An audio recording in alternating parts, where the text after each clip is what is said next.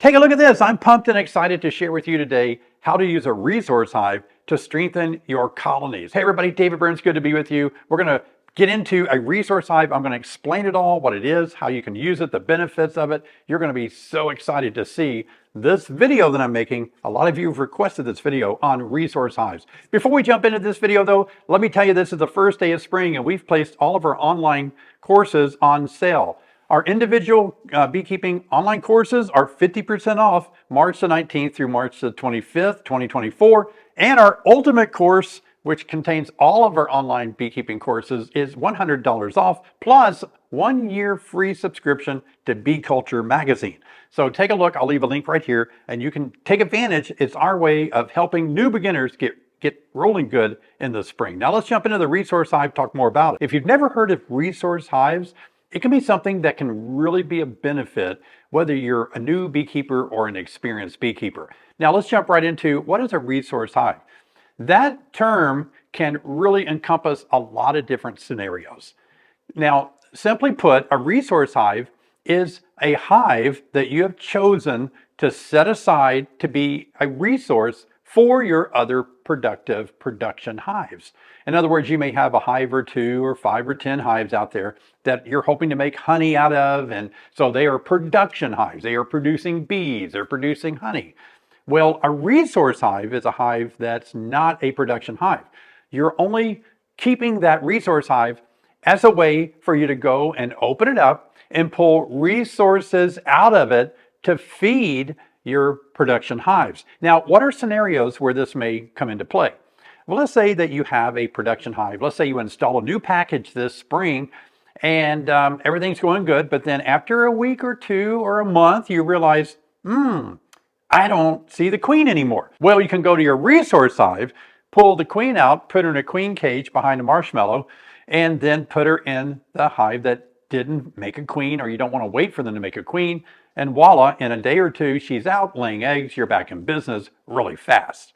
Well, let's do another scenario. Let's say that you have an overwintered colony and it made it through the winter and you're happy about it, but they're not doing really good right now. The queen's laying okay, but winter was hard on them and they're just behind. They don't have enough resources and brood to kind of get going because winter took a lot out of them. Well, you can go to your resource hive and pull some frames of brood out. And I prefer capped over brood that they just simply need to keep warm. And then when those bees emerge in a few days, man, you've got like, 5,000 bees emerging out of a deep frame if it's on both sides. So it can really, that's half of a package. So with 2 of those frames out of there is like putting a whole nother package in that hive that is kind of limping along after winter.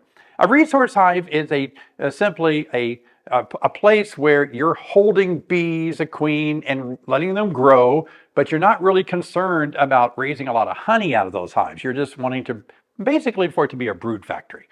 Now, how do you go about making a resource hive? Here's the easiest way, and I would encourage every one of you watching this video today to consider making a resource hive. I think it'd be good to have a resource hive if you can afford the time and the money, but to have a resource hive for about every 2 or 3 hives that you have. So let's say you have 10 hives that you're keeping and you want some resource hives to kind of feed queens or brood into those 10 hives that you need them. It would be great if you could have 4 or 5 resource hives. Here's the easiest, quickest, and most cost-effective way to have resource hive. It's simply get a 5-frame nucleus. A 5-frame box is not very expensive, and you can make it yourself if you want to, and then you only need 5 frames, and that becomes your resource hives. It's a nucleus. So you can make a 5-frame resource hive out of an overwintered colony. It's really just a split. So if you're worried about your bees swarming already this year, then you could simply make a split because maybe you don't want more hives, but that split can become a resource hive. So you're going to pull out 5 frames. You're going to pull out the frame with the queen on it and some brood, a couple of frames of brood, a couple of frames of resources, and an empty comb. Let them draw it out. You're going to have 5 frames. I'm going to show you in just a minute, so stay tuned in this video. We're going to take a look at a resource hive so you get an idea of how great these resource hives are to have on hand. Resource hives are especially good for beekeepers that only have a hive or 2, just maybe less than a handful of hives. You're a hobbyist. But you want some resources to equalize your hives out or to strengthen them when they're weak or to replace a queen.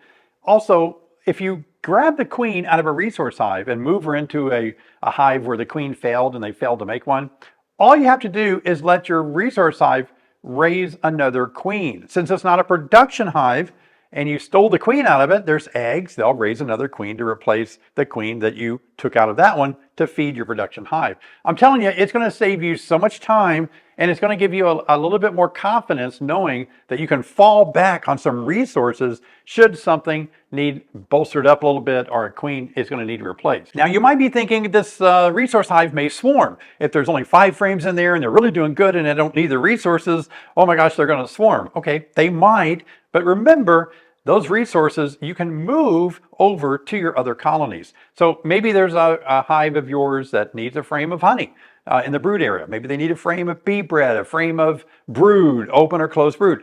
Just be smart about how you're going to keep cycling frames out of your resource hive and put them into your production hives. And then you put an empty, undrawn comb into the resource hive, let them draw it out. That will keep them from swarming. It kind of keeps them working on making frames for you, drawing out wax on frames, So if they do swarm, however, you're not losing anything much, right? Because it's not a production hive. It's your resource hive. And if they swarm, they're just going to raise another queen anyway, and you still got the resources there. You might just have to wait a few weeks for that queen to start laying. Let me take you out to the bee yard. Let's take a look at a 5-frame resource hive. And this was filmed back in 2020. It was in the summer, so you'll get a chance to see bees in action. But this is what I'm talking about. Let's take a look. I want to talk to you today about the benefits of having a resource hive like this one. And it started out pretty small group of bees that I was just wanting to have build up a little bit so that I could have some resource frames or an extra queen. And that's how it can really benefit your operation, is by having extra queens. Now look at this hive tool. What I've done, I've ground off this edge right here. And it really works better to grind it off so that it fits down in between the frames a little easier. I like that. It's a J-hook hive tool. And sometimes it's hard to open up the frames, lift them up, but that J-hook just slides under there. But boy, I ground a lot of that steel off of there on my grinder just so that it would be easier for me to, as you can see here, actually just get it to go between the frames and leverage it up. That's a really nice way to do it. Dated what day I put it in there just as a undrawn foundation. And look how much the bees have really gone to town on it. This frame can be used. It can be pulled out. This was put in there on July the 8th. It's now the 18th, 10 days ago. Look how much they've done in 10 days. I did not add any extra wax to it. Oh, they're already starting to cap it off. Now, this may look like bad spotty brood, but it's only because on day 8 they haven't capped it all off yet. So we'll have to come back and get a better reading. They're just starting to cap it. So 8 days, it took them only 8 days to add wax, draw the comb out, lay the eggs, and they're right on schedule as if it was already drawn out. That's how fast they can do that. That's amazing, isn't it? 8 days, you've got a frame of brood that can support another weak colony. That's how cool that is, being able to do that. But there's 5 frames in here, and so as a resource nuke, you can use any of these frames that you want to. So some of them may have a little more honey on them, a little more nectar, a little more pollen. So you can see here the bees are emerging from that brood. If you look up close here, you can see over near the edges, it's still capped over good. Another good resource frame to use somewhere else. Got some nectar at the top. We actually did a queen viability brood test on this particular nuke, and she came in at 89% brood viability, which is good. So she's doing a good job. Lots of bees, and if you want to look back at some other videos, you can see in the beginning this was really failing, slowly failing little nuke box. Didn't have any bees in it at all, and so now they've really taken advantage of a good queen doing a good job, laying really well. This frame here, you can use it. You could pull that and put it somewhere else. Doesn't have any queen cells. That's just some burr comb built at the bottom there.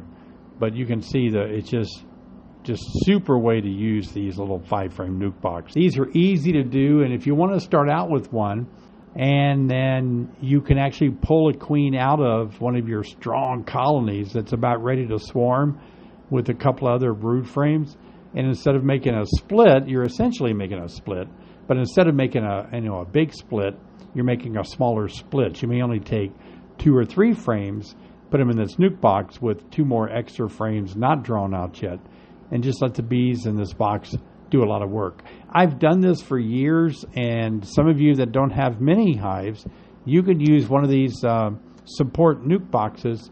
Wow, that's good brood pattern. I like that. Gosh. Yeah, there's some pollen at the top too. But you can use these to support a hive. You know, if let's say you have 3 hives, you could have 3 of these little nuke boxes. And what I mean by supporting it, well, you could give them a frame if they became low on resources, or if they lost their queen, boy, you could take the queen out of here and use it to put right in your other failing hive that's queenless, that having trouble getting a queen going. So a lot of resources on these little 5-frame nukes. They're easy to work, they're fun. So let me challenge you to consider doing this. Now, are there any disadvantages of having a resource hive? Before we talk about the disadvantages, let me encourage you. Bobblehead David is here today to say, please subscribe to the channel and give me a thumbs up, leave a comment below, and it means a lot to me. Now, can a resource hive be a disadvantage? I kind of thought maybe there could be some disadvantages for some people if you don't have the space for another nucleus, but I think that's going to be kind of rare because they don't take up much space. A 5-frame nuke box is only 9 inches wide and about 20 inches in length, so they don't really take up much space. Maybe you might think it's more to manage. Well, you really don't have to manage it too heavily since it's not a production hive. So I tried to weigh out more and more things that would be a disadvantage, and I really couldn't come up with too much. I mean, it's just great having this backup of 5 frames and a queen just sitting there ready for you to use when you need them. Now, I even think it's easy to build your own 5-frame nuke resource hive. In fact, I made a video on me making one and giving you all the measurements out of a piece of plywood, so it doesn't cost that much. Take a look at this video right here and walk with me as we build one. You're gonna like this video. I'll see you guys over there.